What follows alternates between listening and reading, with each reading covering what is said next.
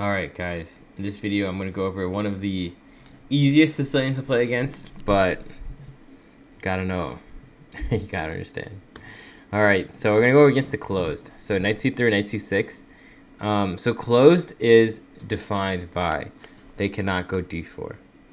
So for example, if they go knight f3 and you go g6, it is not a closed because they can go d4. So moves like f4, moves like g3, these are all closed Sicilian type positions. So phase number one, that's really important, is you need to control the d4 square. So you're going to go g6, g6, bishop g2, and bishop g7 to control the d4 square. So that is phase number one. Now phase number two, let me add God real quick so you can see. Already here it should give black a slight advantage. Minus 0.1, minus 0.2. Like I said, somewhere around there. And what we do secondly is we go e6 and then eventually d5. So e6, castle, knight e7, f4. And now what I like to do always first is castle, and we're going to go for d5.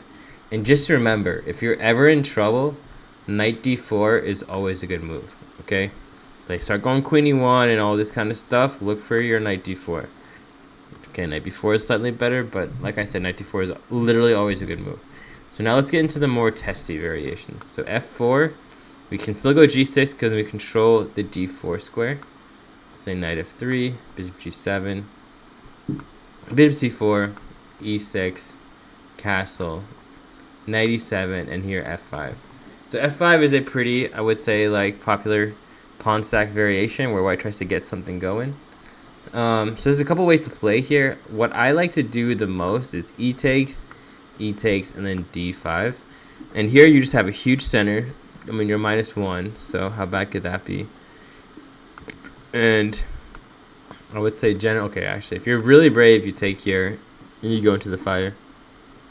But you can just go bishop takes e6. And if they just go back, you're probably just going to go knight takes and just be up a pawn.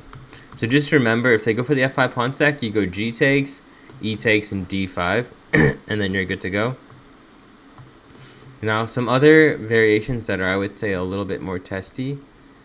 Let's look at g3. So g3, g6, bishop g7. So d3, e6, and now bishop e3. So this is another common one. Once again, the move I like the best is the consistent idea. If we're ever in trouble, we go knight d4. Here I go knight d4. Now, if he tries to go for some queen d2, we can castle it because bishop h6 is not a threat. Because there's all kinds of ideas with take and knight takes c2 where you're up the house. So, yeah, so that's the idea against the closed Sicilian. First things first, can I control d4? Second things first, phase two is e6, d5. And then if you're ever in trouble, look for knight d4. It's really simple. It's like deceivingly simple. Like you would think it'd be more complicated to play against the closed. But the biggest parts about playing against the closed are knowing it's the closed Sicilian. Control the d4 square, then knight d4 and e6, d5, and you're good to go.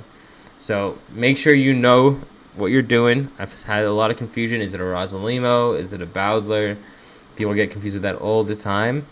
But besides for that, definitely like this video. Check out my other videos on the Sicilian. You can find them on my YouTube channel. Apart from that, hope you guys are entertained. I'll see you guys later. Peace.